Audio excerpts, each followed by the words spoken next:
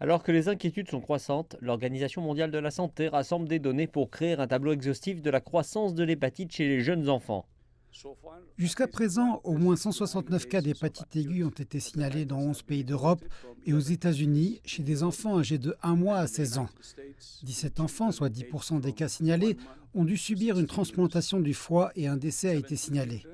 Les symptômes comprennent des douleurs abdominales, des diarrhées, des vomissements, une jaunisse, une hépatite aiguë grave et une augmentation des taux d'enzymes du foie. Les virus qui causent d'ordinaire une hépatite virale aiguë n'ont été détectés dans aucun de ces cas.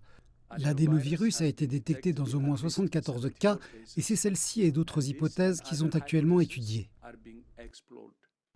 Certains experts désignent désormais une souche de l'adénovirus à l'origine de coups de froid et de douleurs à la gorge modérées et de courte durée chez les enfants et les adultes. Il y a des inquiétudes que l'isolement durant la pandémie aurait réduit l'exposition au froid et par conséquent freiné le développement du système immunitaire, mais ce n'est encore qu'à l'état de théorie.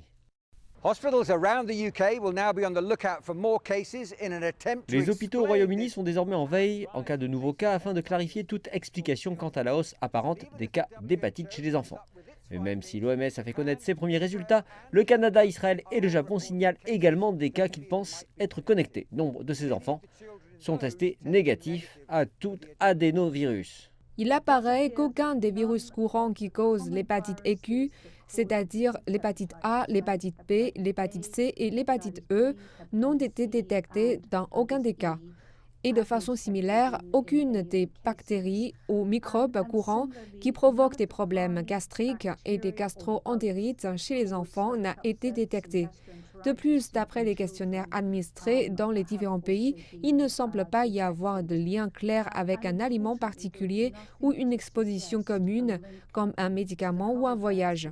Et le plus important, il n'y a rien qui suggère un lien avec le vaccin de la Covid, puisque la grande majorité des enfants n'a pas reçu le vaccin Covid. L'Agence britannique de la sécurité sanitaire a signalé de l'adénovirus dans 75% des cas jusqu'à présent. Elle enquête sur une mutation possible ou une combinaison possible du virus qui inclurait la Covid-19, mais jusqu'à présent, il n'y a eu aucune explication réelle.